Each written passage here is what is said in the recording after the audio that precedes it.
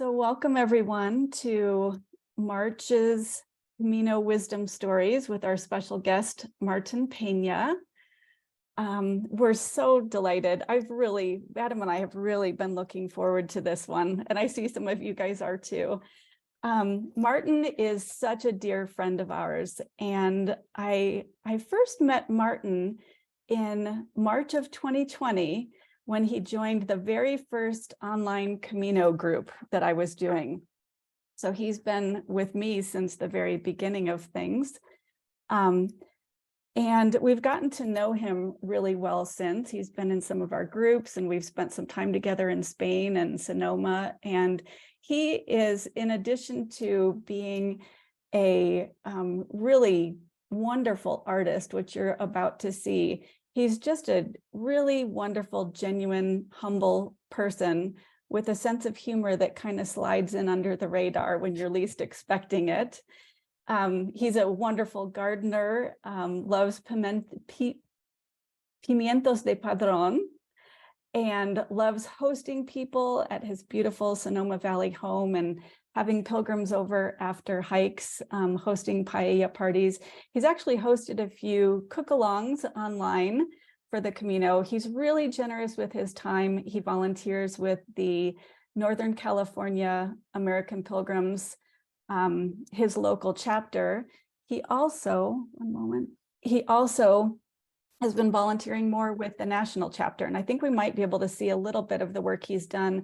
He did the images for the program this year. We're honored to have him here with us today to share his art, his story, his heart with us. And we're also really glad that you each have set aside time to be here with us this morning, and I'm absolutely certain that you'll be glad that you did. Adam, I'm going to hand it over to you. Okay. So, yes, lovely. Thanks, Kathy. And hi, everybody. Yes, it's a real pleasure to be here, and with Tim too.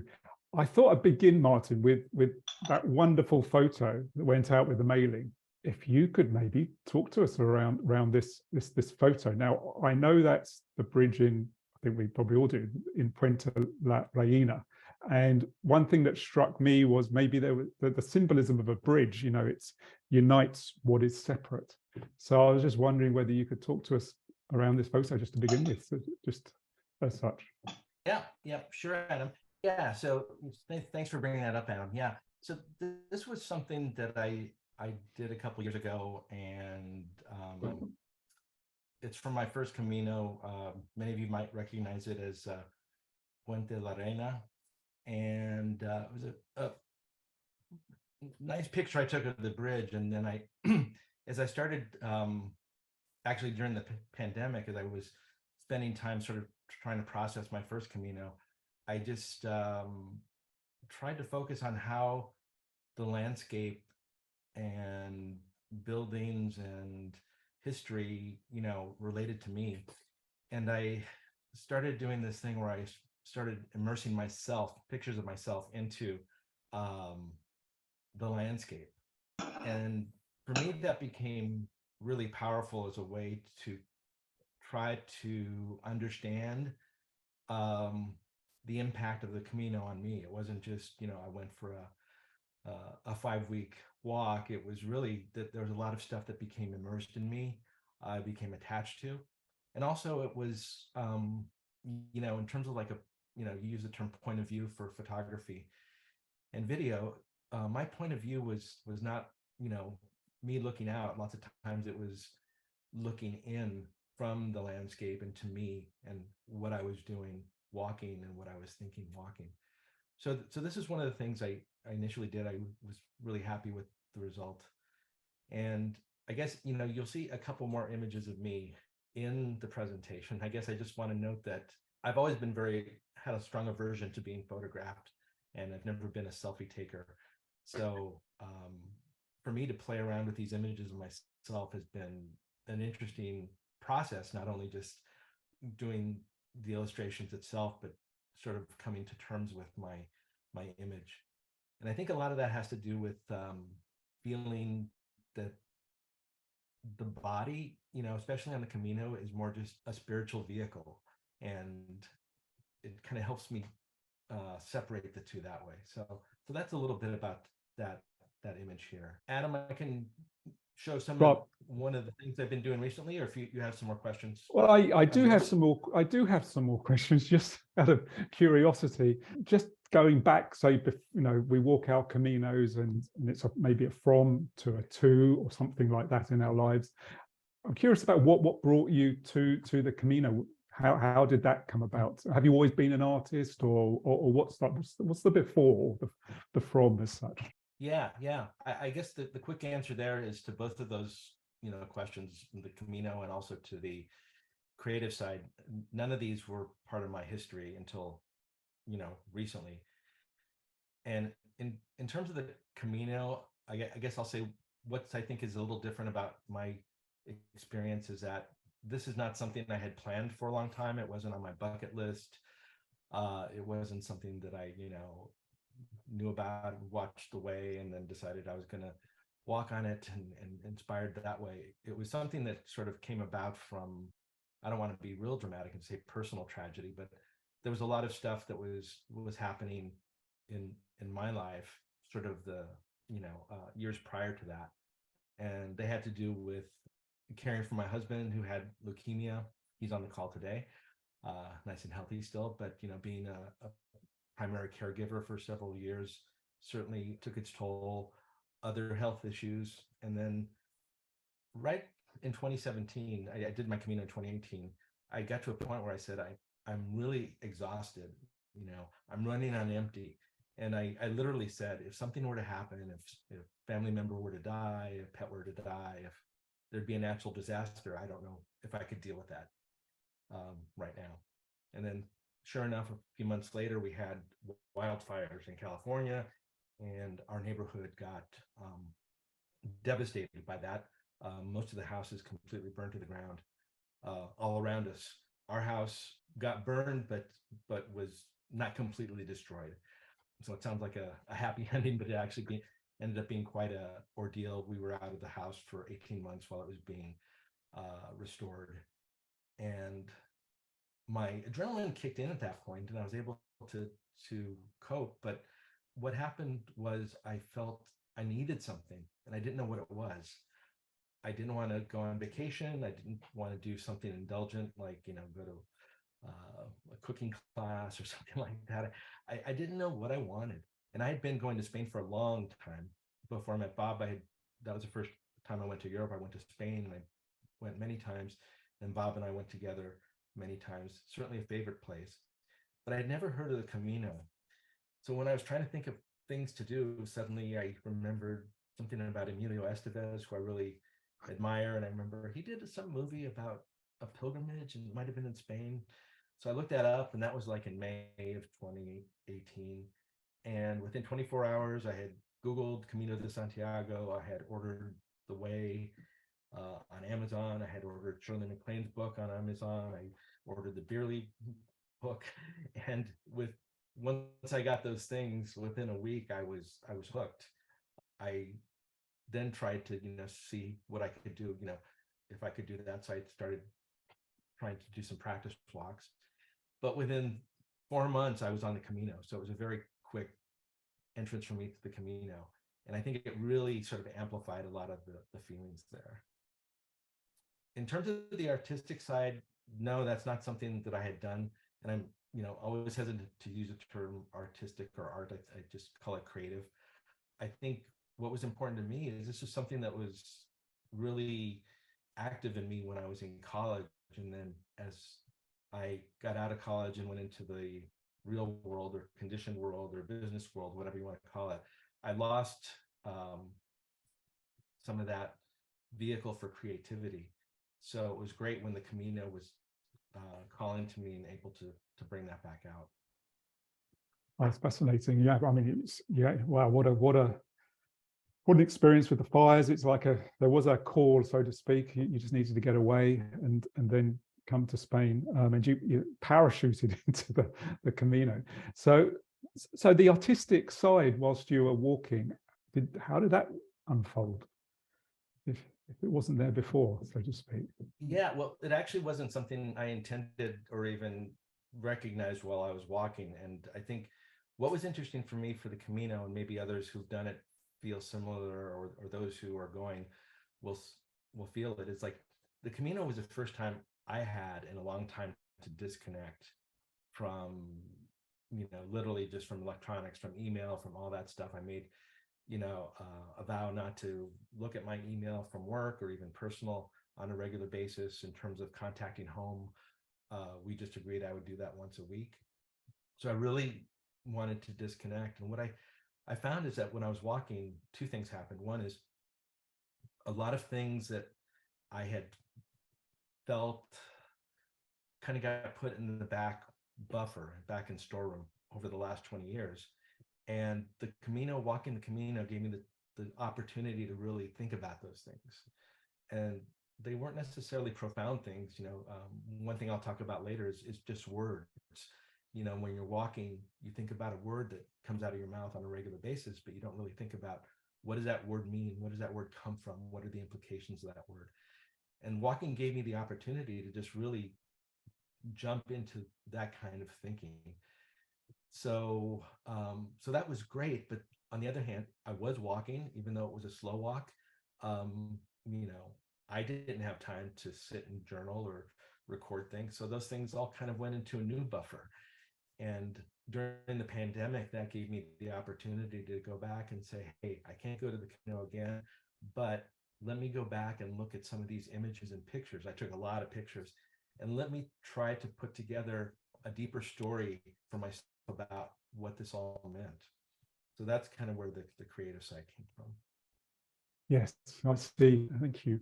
I just want to ask you a question. One thing about this photo, because I've just spotted, are there actually two Martins in this photo we see? There's one sitting on the bridge, standing on the bridge at the top there. Is that correct? There's a little face. I don't think so. Yeah. I know you've got a lot to show us. Please feel free to carry on. So thank you. Yes. Yeah, so I just, with this image, obviously it's something a little bit different. It's not really a photograph per se. It's about blurring things. So a lot of my feelings come about in terms of blurring images, blurring the way you look at things with your eyes, but also blurring time. And that's a real important part of how I look at lots of things. I don't, like a lot of people, when they talk about their trips on the Camino, they can say really easily, on day 3 I was here, on day 5 I was here, and that's not how I recalled the Camino. I looked at things in terms of themes and images and things like that. So that was from my first Camino. And Kathy mentioned that I've been doing some stuff for the American Pilgrims group for the upcoming gathering.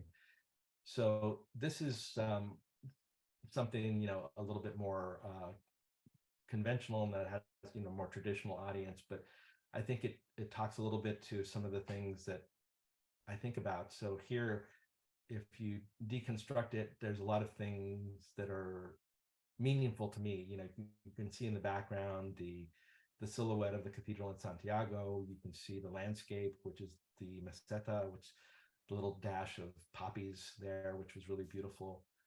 And then one thing that's important to me is maps. Even before the Camino, maps are things that I've always collected and admired and have lots of examples in our home. And so maps are meaningful to me.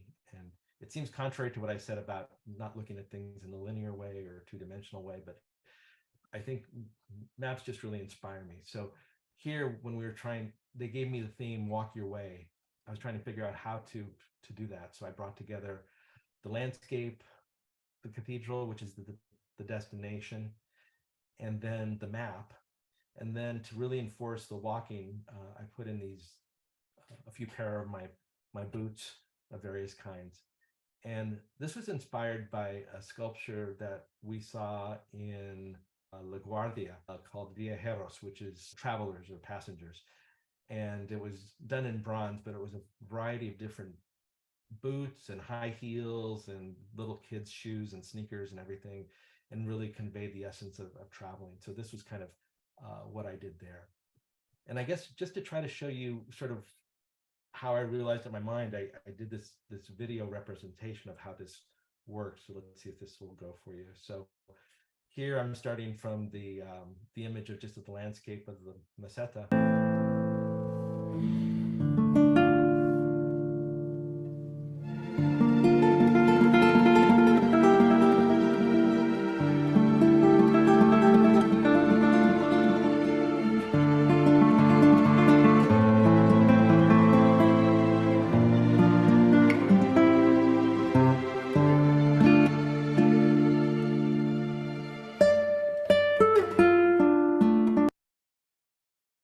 Yeah, so that's just kind of how that image took place in my mind. And it was really fun and gratifying to kind of create the video to manifest that and show that as well. That was kind of a aha moment for me. It was like, I can see my thought process on this. So that was a little bit about where that came from. Can I pop in for a second? Sure. I've never seen, in all the years I've seen you doing this kind of stuff, I've always had that question, like, what is going on inside of Martin, and how does an image like this get created? So that video that you just shared, that gives a glimpse into kind of your creative process. And I love that you've put it to music in the video. And man, I just love that. That's really moving. And I just appreciate that. Yeah, I'm glad. I think it's interesting. And I wanted, I'm going to use this at the gathering as a sort of intro to some of the testimonials that we're putting together, video testimonials we're putting, but I just thought it would really tie back to the theme and reinforce that. I guess I'll kind of riff off of that just a little bit. Is there anything else that you want to say about what happens? Again, I'm always trying to get into how does the creativity come? So you have these images. Let me start here. What has inspired or influenced your art? And then I might come back to the process again. Yeah, so I think I have some slides to kind of address that. Yeah, so I mentioned before that the way I look at things is maybe unconventional in that it's not linear, it's not sequential. And I went back to when I was in college. I studied architectural history. I really love architecture, and I really love modern architecture, surprisingly, with my affection for the Camino and things ancient.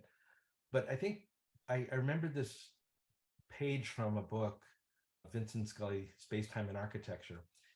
And he talked about how with modern architecture, it's kind of impossible to take a snapshot of many of the things because they're so big. And there was this montage that you can see here where he's like, this is kind of how we have to look at things. And I kind of felt the same way with the Camino, in that, not that it's modern architecture, but the Camino Frances is 500 miles. You do it over many, many, many days. There's lots of history. There's lots of architecture. There's lots of spiritual connections, political connections. And so, it's kind of impossible to get a picture of something and just represent it. So that's kind of how the themes and the stories I developed were sort of dealing with that complexity between the two. And so I think this montage is a good way of thinking about that.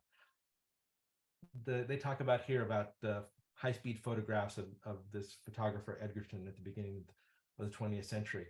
And you've probably seen things like this too. And I think this is kind of a little bit of how I think, in that, it's not something that the eye can capture. It's either, history is moving so slow that it's not conventional in terms of what we look at, but also there's lots of feelings and emotions and things like that that are just beyond being captured. So I kind of inspired a little bit by this space-time concept.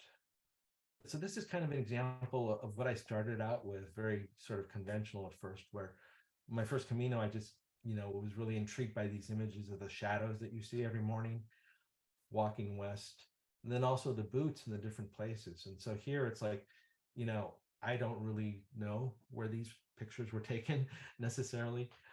I don't know what day they were, etc. But it was just kind of the, putting these all together just provided a lot of meaning for me in terms of representing the journey.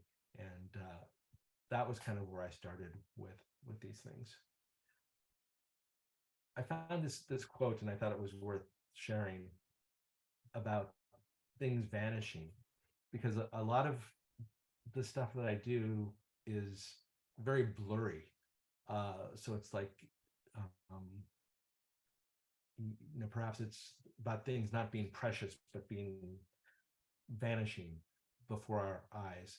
And the other thing about that too is, because they're blurry, for me, it's like, I don't know, when I think about something, if I'm pondering, you can see my eyes kind of probably go up, and I stare, and maybe I cross them. But there's a certain feeling I get when I blur my eyes that gives me more clarity inward rather than outward. And I think that's perhaps what some of the images I have are about as well. And then finally, there's a local artist up here in Sonoma County. She's a photographer, and she has lost 85% of her vision. And I was always fascinated by that. I just thought, like, well, you can't be a photographer then. But she's actually thrived with her lack of vision and uses that as a part of her process. So that sort of created sort of a challenge for me in terms of how to look at things. So a lot of what I do is to sort of recreate things, both in terms of context, rearrange landscape, rearrange the time frame, but to actually create sort of my own mythology about things. And here you see an example of, it's a landscape. You can make out a little bit of the trail and some pilgrims walking, and maybe there's a Cruz de Ferro in the background, and maybe there's cathedral there too, but it's all very blurry. So maybe there's water on the lens of your camera, maybe your eyes are crossed, who knows. But for me, it kind of provides a deeper experience there with that.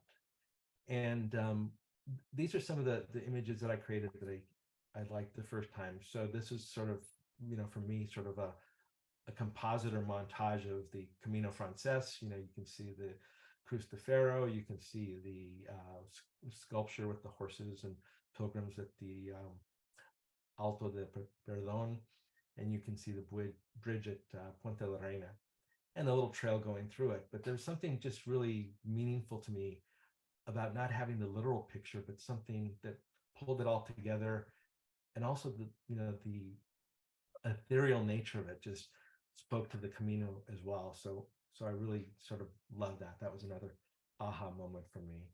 And then this is just another sort of representation of that too. So those were some things there. This is something more current that I did, and this was this last summer in 2022. I was able to go back to the Camino, walked in Rioja and also La Meseta and also the Camino Sanabres. And this was kind of a composite of a lot of the things I was feeling at the time. I put the Meseta landscape in there, but I also imposed, you can see sort of the blurry pilgrim walking underneath the shell. That was from my first Camino, and actually one of my Camino angels, who's still very dear to me. We stay in touch, and she was literally my angel that kept me under her wing for the first week and taught me everything to do. You can see the mileage marker there, the boots, which are from that sculpture in La Guardia I was talking to you about. So I just put those there. And then some other symbolism. Believe, I've been very much focused on the magic of the Camino, or just magic of life. And so the big part of magic is to be able to believe. And so that necklace pendant I thought was beautiful. And then the 63 is when I did the Camino last summer, and still now I'm 63 years old. And that is also like a symbolic number in terms of the way of the wild goose, or the goose game. There are 63 squares on that game.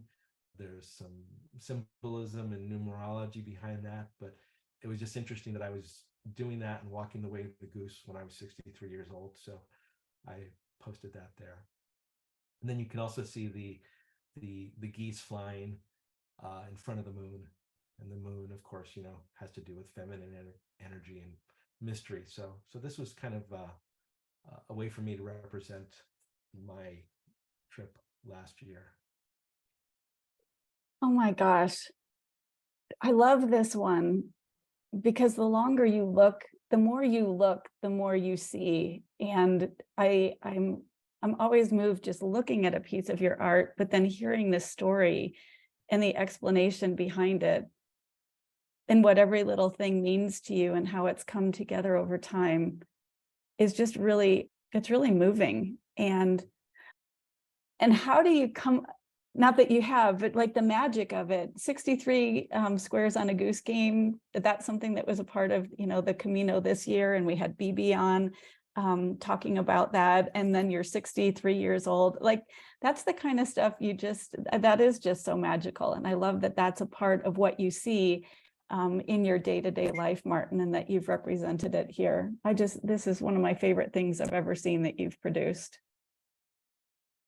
Yeah, and I think it's interesting for me too, and I don't know if other people will relate to this in terms of how they do their creative stuff on the Camino. But for me, it's like it builds feelings, and it builds a recollection that I can hold on to.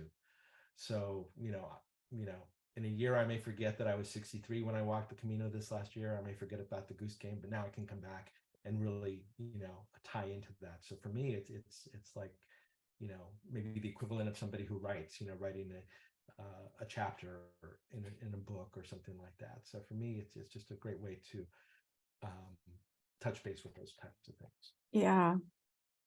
And a question's forming in me about there's obviously elements here that are similar to the program photo that you did for the American Pilgrims.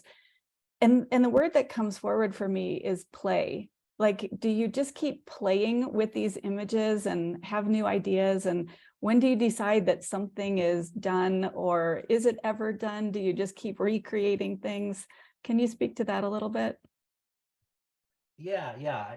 I like the word play. I don't think I've thought about that word when I go through this, but it's very iterative and also very random. Like a lot of the things that I've done, like it's not like I said, oh, let me take this thing and put them perfectly here. Sometimes it's just randomly comes together, and the way the computer throws it in seems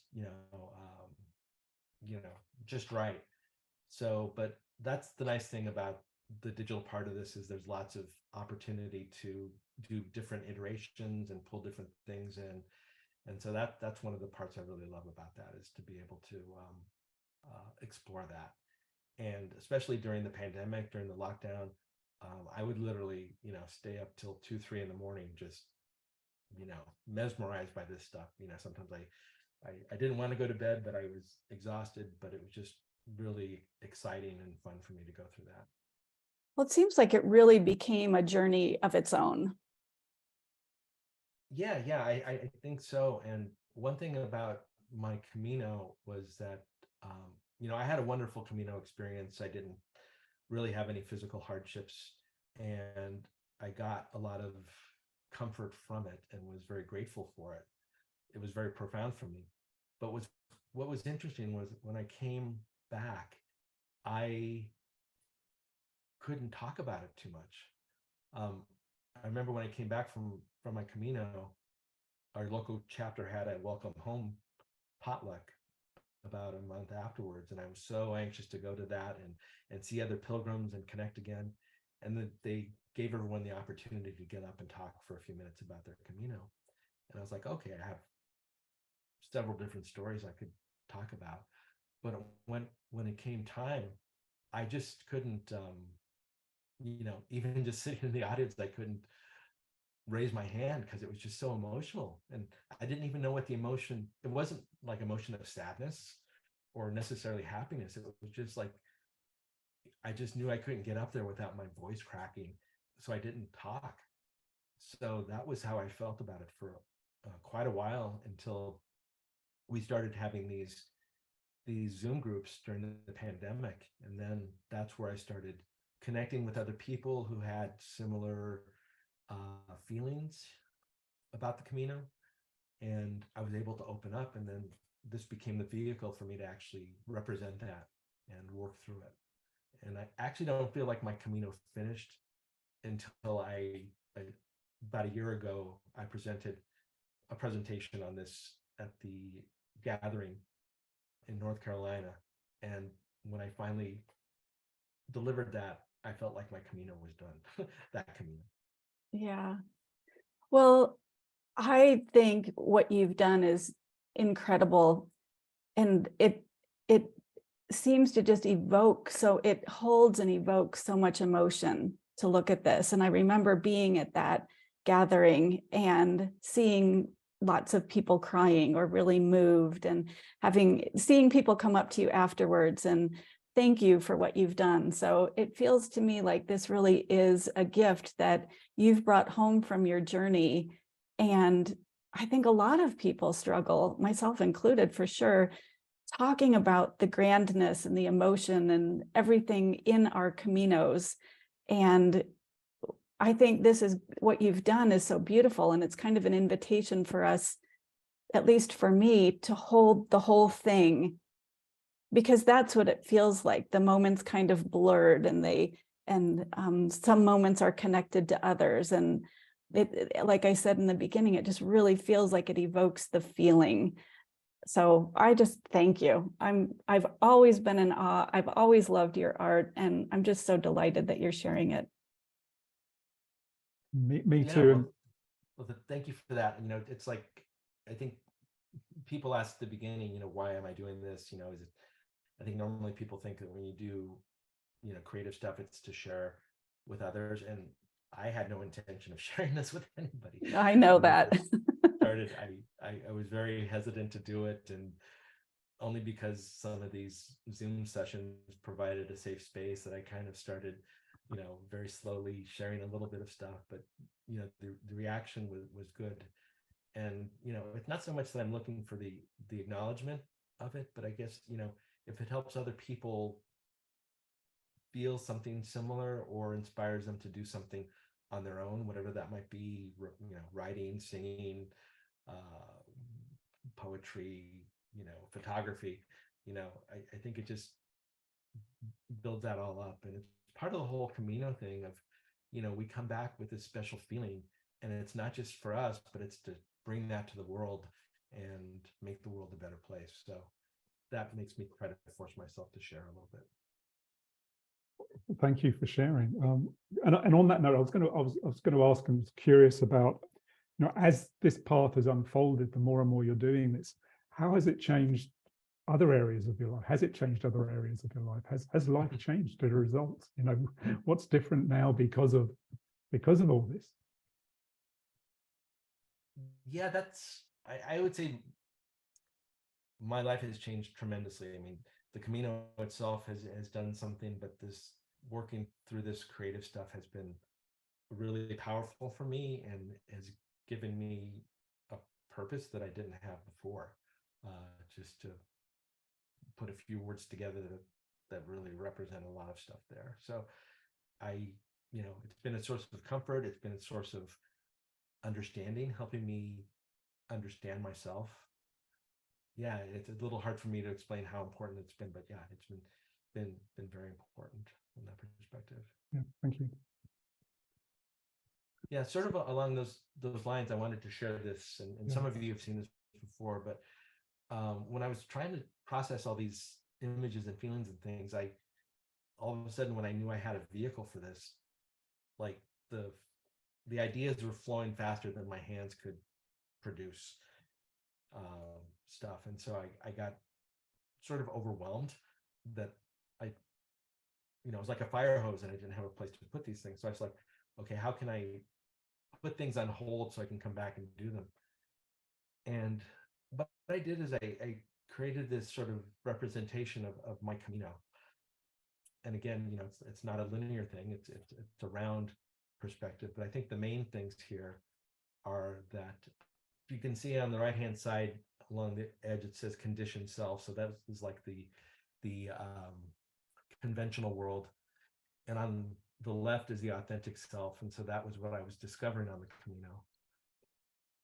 And so you see divided down the middle is the the liminal, the Rio Liminal, as I call it, but really this transition between these two worlds.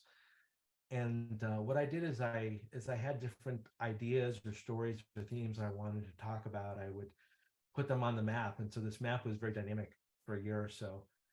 And what you see are a lot of things related to 70s pop music, because when I walk, I always have like a soundtrack going on in my head, and different things will trigger different songs, and a lot of them tend to be from the 70s or 60s. And so I would just put them down, and they would represent the stories that I wanted to go through. And so this became kind of a blueprint of where I wanted to go. And then also just to note, around the edge, you see the words presence, kindness, simplicity, gratitude. A lot of times when people would talk to me about the Camino, they'd said, well, what did you get out of it? And sometimes I would stumble. So I finally forced myself to sit down and say, what are the big themes that I got out of the Camino? And one was presence. Being present was a really profound thing that I recognized and have tried to take advantage of. Kindness was a big thing. Just, I remember people just saying buenos dias or buen camino. There was just a real big joy to that. The simplicity of carrying everything in your backpack, especially relevant for me after the fire and, dealing with physical material possessions. The simplicity of not needing things, physical things, was important. And then gratitude, of course, very important as well. Yeah, so it's just blowing into some of these themes. So one of them that was important to me, I called it Anima Rising, based on a Joni Mitchell lyric, but had to do with my reflection on gender and women in particular, feminine energy. That was something that I really recognized walking the Camino, just how powerful women were. I saw all these women walking by themselves, but just, really made me think a lot about the place of women in society, what had been happening over the years with various women in prominent places. And so that was one of my themes there. And then down below, a couple of interesting ones. One I called Meseta de las Palabras, Meseta of the words. So this is where, just sort of walking through darkness, lots of times I would just concentrate on words and think about what they meant. Not intentionally, just that it just came up. And then Castles in the Sand is about things that we hope for that get that are ethereal, get washed away. So Meseta de las Palabras, this is sort of some of the words that I've been thinking about, and some of them don't sound so interesting, but when you just start thinking about them and the meaning of them and the root of them, there's a lot of interesting things that can happen from that. Like the word refugio. I think that's such a beautiful word, because it just, means refuge. And to be able to offer refuge or hospitality to pilgrims or anybody is just a beautiful thing. So lots of times we just flow through these words without really recognizing the beauty behind them. This is a quote I had from David White that was really meaningful to me, but basically about vision and eyes. And basically, when your eyes are tired, the world seems tired too. But don't be scared to go into the dark place, because the dark place has its beauty and can love you when you're in sort of those difficult situations. And it can give you a horizon further than you can see. But the most important part about this I like is that the last line: sometimes it takes darkness and sweet confinement of your aloneness to learn anything or anyone that does not bring you alive is too small for you. I just think that's really beautiful. So now when things are bothering me, insignificant, I think about how small they are and I toss them away. And that's actually been really helpful. So here I wanted to tell you a little bit of story around the word amanecer. And that's basically mourning. And I looked it up, and it comes from the vulgar Latin root, mañana. They have similar. So amanecer is basically daybreak, morning, um, that type of thing. But when I was walking in the Meseta, I came across this albergue amanecer. And so I started thinking about the word. And I met the hospitalero there, hospitalera, and she's this beautiful woman. She was French. I think she had North African background, and she played the guitar. But we got to speaking, and I asked her about the word amanecer, and she spoke French. And I said, "Well, what's the French equivalent?" And she goes, "There's no French equivalent. It's very unique to Spain." And I'm not sure if that's really true, but that was what she said. And then as we were talking, she said, in Spanish, "Where are you from?" And I said, "Well, I'm from California." She goes, "No, where are you from?" Which is here, that's not such a politically correct thing to say, but I knew she was being genuine. And I said, "Well, my parents are from Mexico, and my grandfather's Basque." And she said, los ojos mexicanos. And I guess, she could see in my eyes that, I was Mexican, and she knew that. So we kind of had this fun connection, but made me think the word amanecer. And so this is a little. Cada día andamos más allá, día tras día la ruta nos llama, es la voz de Compostela.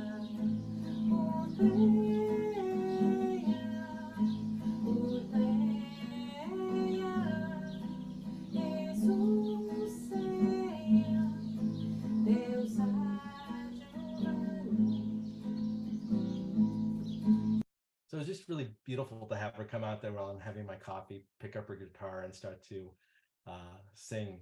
Just the Utrea song, really beautiful. So that image really stuck with me, and I was thinking about amanecer for many days after that. And on the Meseta, just the sunrises can be gorgeous. So this is one of the pictures I took early in the morning with the sun rising. And I don't really know what that other thing is on the right. I don't know if that was Venus that morning, or if that's just a glitch from the camera. But anyway, it's kind of interesting as well. But that kind of represents, the starkness, but for me, the beauty of the morning. And in one of the previous Camino Wisdom Stories, I think we were talking about things you would do over, something like that. Adam actually brought up a really beautiful way of saying that the nice thing about the Camino is that every day repeats, and with the morning, you don't have to worry about any mistakes you made the previous day. You can start afresh, start new. And David White talks about that in his poetry, about sort of the magical moment in the morning when you can ask beautiful questions about what really matters before you start thinking about making coffee and what you have to do for the day. So I think the mornings, amanecer was really valuable to me. So I took this image, and this is just showing you a little bit about, what I start to do in terms of blurring it, transforming it, focusing on some of the colors, using different paint brushes to create different textures. And so really just kind of modifying it to suit my feelings. And so I think that's a lot of what I do. Is it's the photographs are beautiful and they represent what my eyes see, but how can I transform that to what I was feeling? So I start to sort of dissolve this, and you can see, where the background goes. And then what I did is I merged that with, here you can see the colors become more dramatic. And this is sort of what I loved in terms of the colors. Very different than the photograph, but still I think it represented the vibrancy and, the light coming to dark, but the sky being blue, and a lot of different things here. But I applied it to the singer, and basically this is the image that's imprinted in my mind now of her. playing the guitar, but at the albergue Amanecer, which with the sun rising in the background. So that's a little bit about the process there. It's amazing, So, Martin. I've been talking for a while. Let's see if you have any comments for me at this point. I'm blown away. I just think this is just such a beautiful picture we have. It's almost like a picture painting. It's absolutely outstanding. Thank you for sharing. Yeah, I'm just in awe. I wondered about the photograph behind you, and I'm glad that you got into that so that we could see where that comes from. I'm somewhat speechless. I really am in awe. I have a question for you, Martin. Sure. In the beginning, I remember those early days of you working on some of this stuff, and you were so remiss to share and so shy about sharing. And the word that you used over and over when you referred to these images was that it was weird. And now it's been a couple of years, more than actually almost 3 years. That's incredible. And I'm wondering, well, first of all, I just acknowledge you so much for your journey and what you've created, and that you have been willing to share more and more. You've seen some reactions of people when they see your artwork, and you've had a little bit more time to get used to it. I'm wondering what adjectives, if I put you on the spot here, and you're such a humble person, this might be hard for you to answer, but what adjectives might you use now to talk about your art? I guess I would look at it from my own perspective, I guess, what it's brought to me, and it's brought me comfort. It's brought me understanding.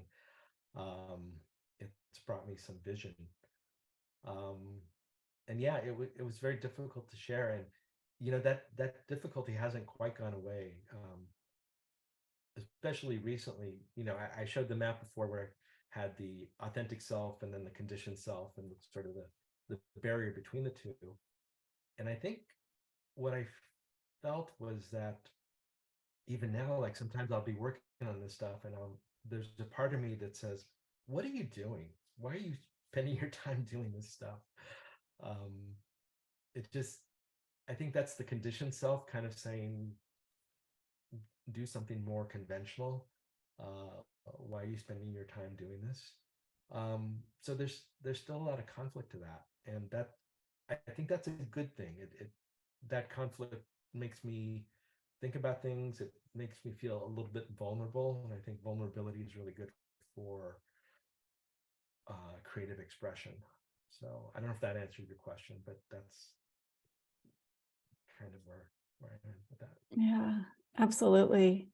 And Deborah has a great question in the chat, and I think if Adam and Martin, is this a good time to open it up to the audience for comments and questions?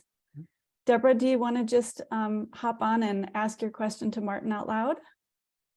So Martin, I'm curious, now that you've felt this awakening, it sounds like, from being a Camino pilgrim to being an artist who was inspired by the Camino, how are you finding yourself inspired in your current life? What you live with on an everyday basis. What are you taking more inspiration and making more art? That's what I'm hoping you're going to say yes to, but I'd like to hear more detail. Yeah, I guess I'll conform to your hopes because it's true. Yeah, it's interesting. I think it's enabled me to look at things differently, and I think one thing that I've felt more so recently is accepting sort of the magic and the beauty and the miracles of every day, and just being able to get up and see the sky, and maybe it's cloudy and maybe it's sunny, but either way, a lot of beauty to that. And that is very comforting to me. When I went on my Camino, I was dealing with a lot of bigger issues, like the politics at the time, back in 2017, 2018 were very disturbing to me.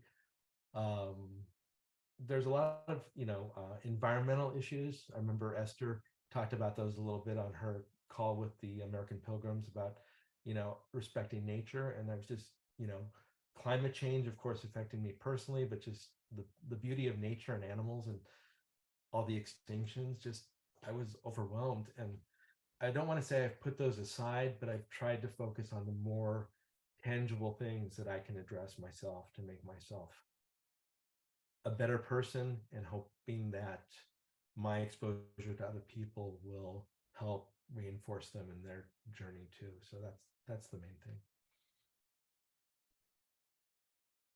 That's just beautiful. Thank you. And thanks for that great question, Deborah. Let me show you just a couple images I mentioned about selfies. And so this is when I did this last summer, just walking the Meseta, and just a fairly straightforward illustration. But then I started playing around a little bit with taking that a little bit further. So I really enjoyed wearing a mask during my Camino this last summer because of COVID, but obviously I'm not wearing it properly, but it was kind of symbolic between the sunglasses and the mask, you know, sort of hear no evil, see no evil, talk no evil. But anyway, here you can see in my sunglasses, you know, one of them has the vision of Santiago Cathedral, the other is La Guardia, Hilltown in the background, and then the mask is the portico, beautiful, colorful portico representations in the cathedral in La Guardia. So, you know, kind of a little bit weird there. Use that word, weird. There's that word. Wow. But this is kind of a blow up of that. But again, it's how I, you know, incorporate what I saw and felt and bringing that together. So here are some of the beautiful images. Here's some of the spiritual components, and just tying that all together.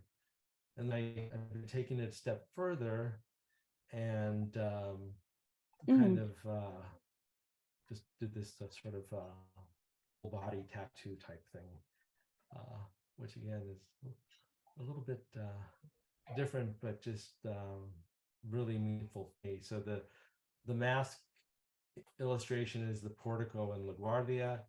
The one on my forehead is the portico in Santiago Cathedral.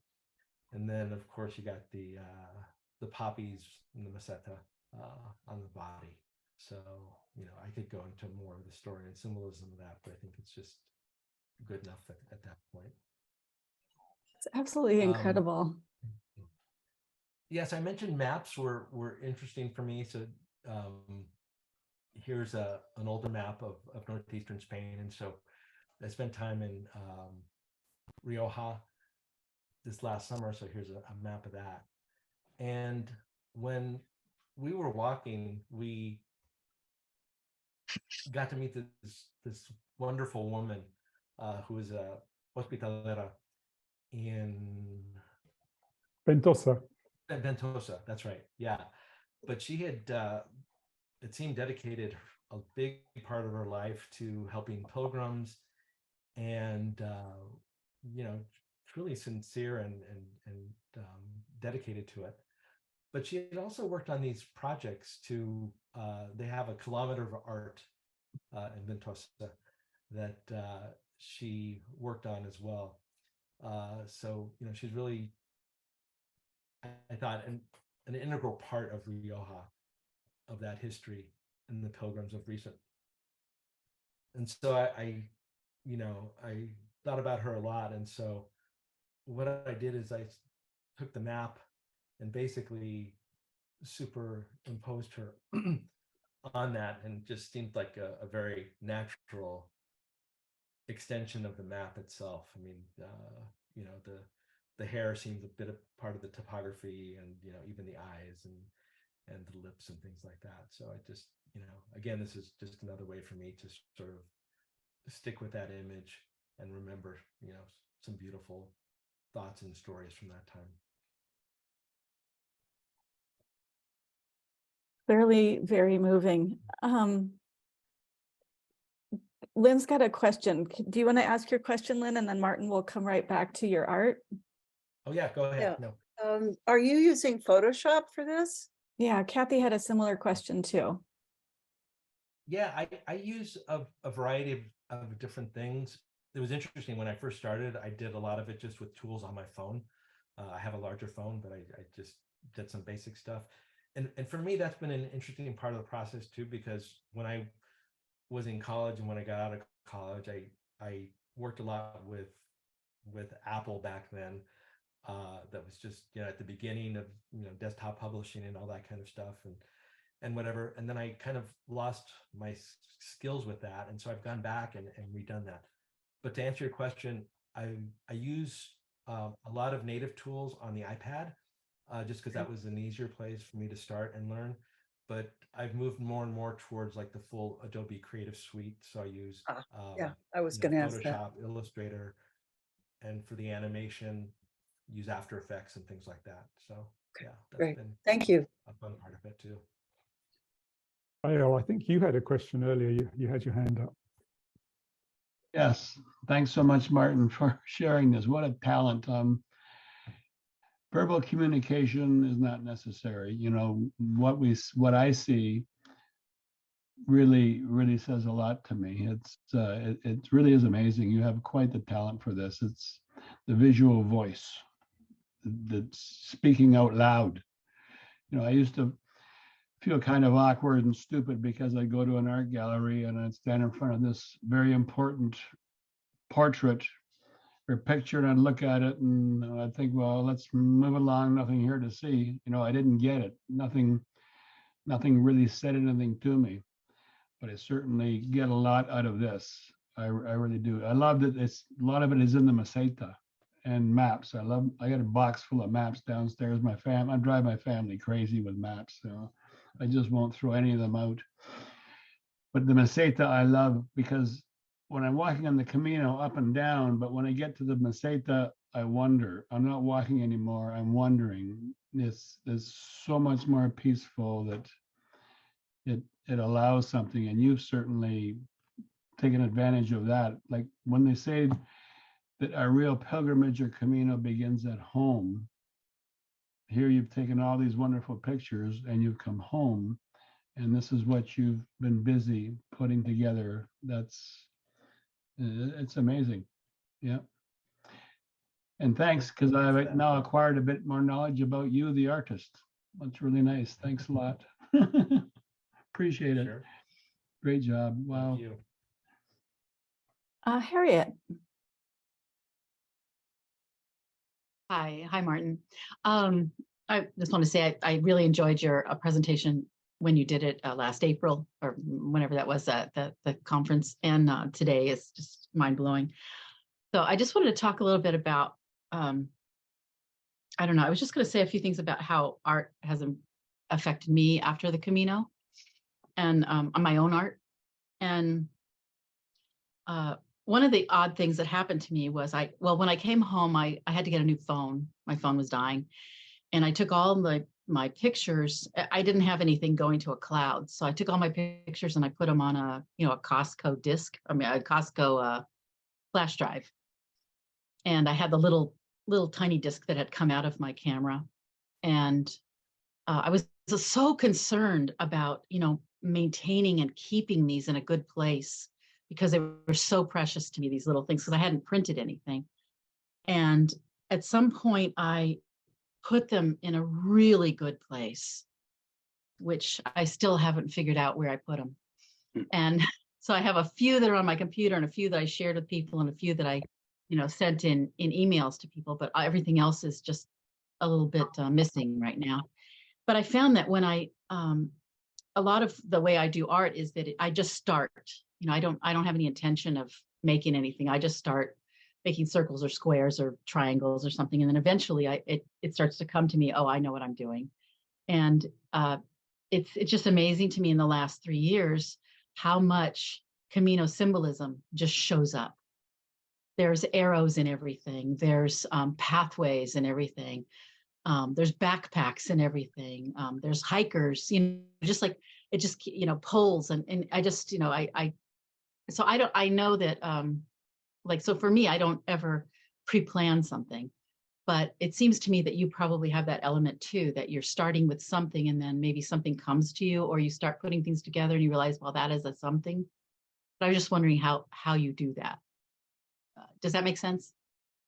Yeah, no, I think I can relate very much to what you're saying. It's like, as I mentioned, especially with my first Camino, I had no intention of doing anything creative with the photographs. They were just there for memory and recollection. But then, I think it's like the synchronicity, the magic of the Camino providing, we get thrown out these things that tickle our memory or our creativity, and then you just run with it. So I think that's part of the beauty of it. It's not intentional. Thank you. And I acknowledge you, Harriet, for your creative endeavors too, and love that you're seeing the Camino images unplanned showing up. Clearly it had an impact on you. Thank you for sharing that. One other point to that is that my intention in a lot of the photography I was doing was I was going to paint them. I would look at something and I'd say, this is something I need to paint. And so none of that has happened because the pictures, are hiding right now. But I still have that intention that when they show up again, that I would be able to go back and paint some of that. That's lovely. Thank you. Esther, you have a comment or question. Go ahead. Martin, I want you to know that of all the topics that have shown up in their list, in Kathy and Adam's list, yours was the one I wanted most. I have a question, Martin, which is, with the American Pilgrims group and the newsletter we get and all that, it's all about writing. And I wonder if somehow with the American Pilgrims or with some organization or something, you and other visual artists couldn't do little classes, teach us a little bit about how to use all our photos that we have and do things with them. I don't know whether that interests you at all, but it would definitely interest me. That's great feedback.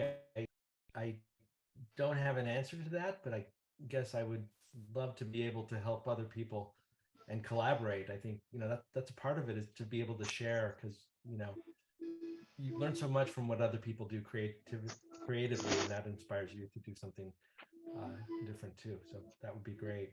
And then I saw Amy on here. Well, maybe Adam and Kathy, maybe maybe you could do something around visual something. I love the idea. Well, so Amy? I wanted to interject here because I actually serve on the editorial team of La Concha, and I wanted to mention two things. So first of all, we do welcome visual art. Obviously, video is not something we can do right now because it is a static newsletter, but we do welcome photography and images. And so anybody is welcome to submit those to be published, because we actually want some of that to help accompany the written word and poetry that we feature in La Concha. The other thing that I wanted to mention is for the 2023 year, it's a few months down the road from now, in the winter 2024 issue actually, but it's part of our 2023 publication year. The focus is on the artist way. And it's all about how different artists, whether they're visual artists, poets, other writers of prose, musicians, whatever kind of art, have been inspired by the Camino. And so I would invite any of you who are interested to check that out. And if you have something you'd like to share with us, to please do that. I don't know, we're continuing to evolve things with American Pilgrims and La Concha, so I think that there could be some possibilities there.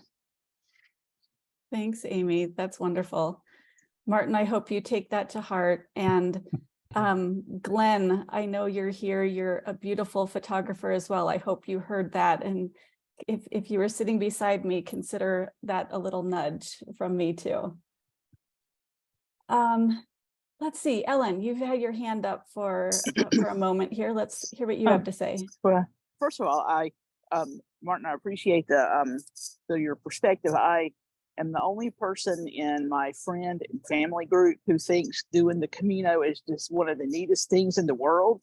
And so I am seeing the Camino and the journey and pilgrimage differently than most of my my social and family acquaintances. And so that idea of being able to view the world and what is cool and wonderful differently than other people is very affirming, that it's okay to see things differently, first of all. And the second thing that has come to mind, I am planning on going to walking by myself, and that thing of you're never alone on the Camino. Yes, I know, but that initial thing, I'm planning on being by myself, and so some of that affirmation of you're noticing these other strong women who show up and do things by themselves. It's like, of course I can do that by myself, and it's okay.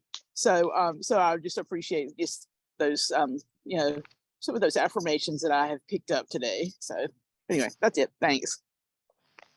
Well, thank you, Ellen. Great. Thanks, Ellen.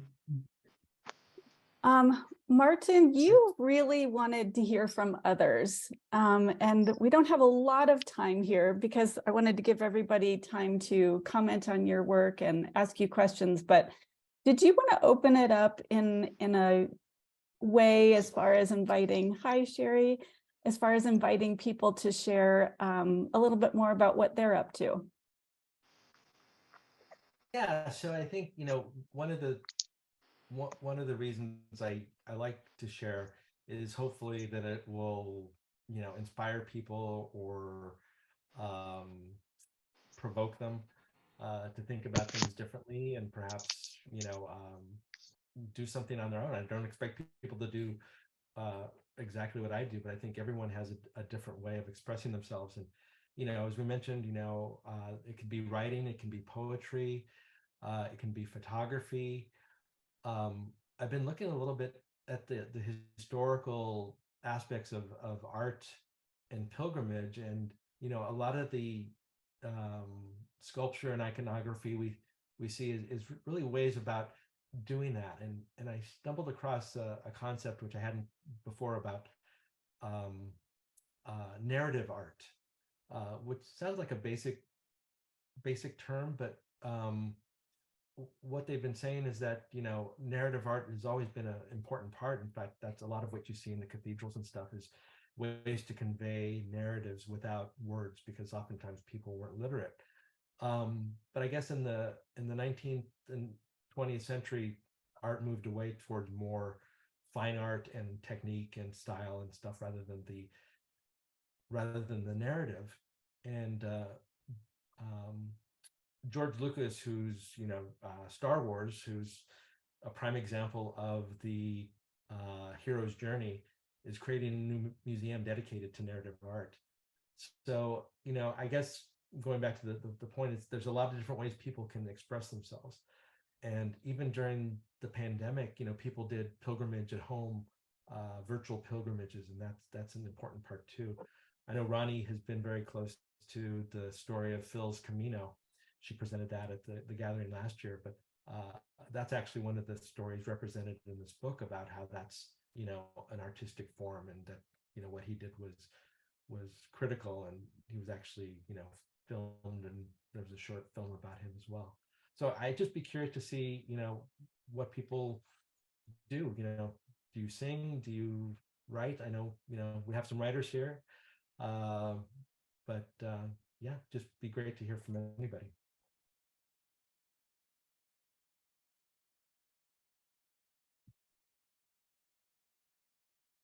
Is there anybody who wants to respond to that?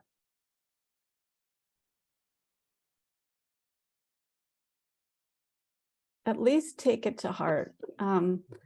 Being with Martin kind of at the beginning of this creative journey, man, I've just seen so much becoming. Maybe that's a good word, becoming that authentic self. So if there is that seed there for anybody. I really just encourage, let Martin be the example. I think you probably, if somebody had told you 3 years ago, Martin, that you'd be presenting at the American Pilgrims Annual Gathering, or you'd be presenting these on these Zoom calls, I doubt you would have believed that or could have seen that for yourself. So, and you know, and it doesn't even, the art expression too, it doesn't have to be for anybody. I know, at least in Martin's case, it really just started as a way for him to be exploring his Camino experience. So was there anybody who wanted to share anything about that? So Kathy, I'll comment. This is Amy again. I am a writer and a communications professional in my career, but have volunteered with La Concha since about early 2017 as a way of giving back to the Camino through my art. And I have written some pieces for La Concha, especially where I have the opportunity to do book reviews and film reviews. And most recently, well, I'll just say about that is, like, someday I hope, you know, to write a book or something, but I'm still figuring out what story it is that I need others to hear. And I don't know that yet. And there are a lot of, I think we can all agree, there are a lot of Camino books out there. So it has to be something different and special for me to share that with the world. But in the meantime, I decided I don't need to wait until I figure that out. Part of the way I can give back is by serving on the editorial team and help other people tell their stories effectively, and, you know, helping edit their stories and shape them to reach our audience better. And then one of the other things I've taken on with the next issue that's going to be coming up, the next issue is focused on the different ways people make their Camino. That doesn't mean just necessarily walking. So it might be people who are approaching the Camino with disabilities, for example. And there's a family that took a Camino last year where several of the people in the family are wheelchair bound. And it's just part of the family story is even more incredible than that. And I don't want to spoil it, but thought that their story needed to be told. And I think they were really maybe intimidated about how to do that for La Concha. And so I have interviewed them and will be helping make sure that that reaches the pages of La Concha. So stay tuned. Thank you, Amy. That's a beautiful gift that you're giving. And I look forward to that special story when you are ready to tell it. And I'm going to have to go back into La Concha and find some of those things that you've written. I'm not good about keeping up with that, but I will definitely peek. And Kathy, I agree. I had to say, I agree with your comment 100% that Ronnie absolutely needs to share some of her photography with us too. Thanks. Yep. Martin, I've were been you having going so much fun watching Ronnie's photos on Facebook the last couple of weeks. It makes me feel like I'm there. So thank you for that. We have a question or comment from Kathy. Oh, Ronnie. Oh no, I was just saying thank you, Martin. And again, I feel very much the same. That there was nothing that was going to make me miss this session. So when I tuned in, you know, I was on the bus, and then we had to get back here to our flat, and so I was kind of on, you know, all the video stopped and everything, but I was still listening, and I had it right up to my ear, and all the walk all the way here, and I'm really, really happy to be here for this. And thank you, Martin, as always, for sharing your beautiful art and your wisdom and your heart with us, because I feel like that's really what we get when we get to see your art, is it's your heart on display, and that's really special. So Very well said. Kathy, are you still there with your question or comment? I am. I wanted to thank Martin. I took your paella class a few months ago. That was really fun. I'm from the NorCal group, also kind of new to it, because I did my first Camino last fall. And during that time, toward the end, I realized I have 4 little granddaughters at home who I would FaceTime every night, and they were fascinated by the Camino. So I am writing a book, a special book for each one of them. Like one granddaughter is a mushroom freak. So in Galicia, I took so many mushroom pictures. So I'm going to write her a story about a princess who goes into the forest. And so I'm going to do that for each. But I realized I didn't have enough pictures. So fortunately, I'm going back in May to walk again, the Francis, in just a few weeks. And then I'll be volunteering in the pilgrim's office in the fall. So I have plenty of time, but it's not art like yours, but I'm going to write 4 little children's books about different aspects of the Camino. That's wonderful. I wouldn't diminish that at all. That's a gift that I don't have. So I appreciate people who can write that. I completely agree. That Yep, is totally agree. that is such a sweet thing, and what a special gift for each of them that it's going to be personalized. And I think Martin speaks to such a good point, which is I wish I could remember the quote, comparison is da da da da da, like kills creativity or something like that.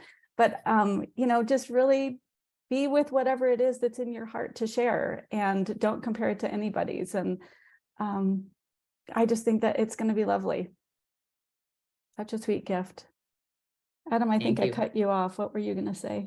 Well, I've been listening to this about the importance of art. It sort of suddenly reminded me of how Europe was created because of the Camino de Santiago, because of the artists.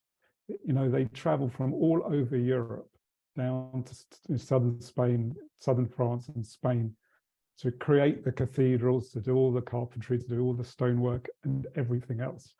So watching Martin's presentation, I was just thinking, well, here we are, modern day technology, creating art in this way. Is it not exactly the same thing as the artists of 1,000 years ago in our own format? And so maybe that's it. It's the gift of, we have to do this. We're bringing the new Camino out into the world in some shape or form. So that's what really struck me in listening to this conversation and seeing Martin's art, that the world needs this. So let's carry on. That's a great point.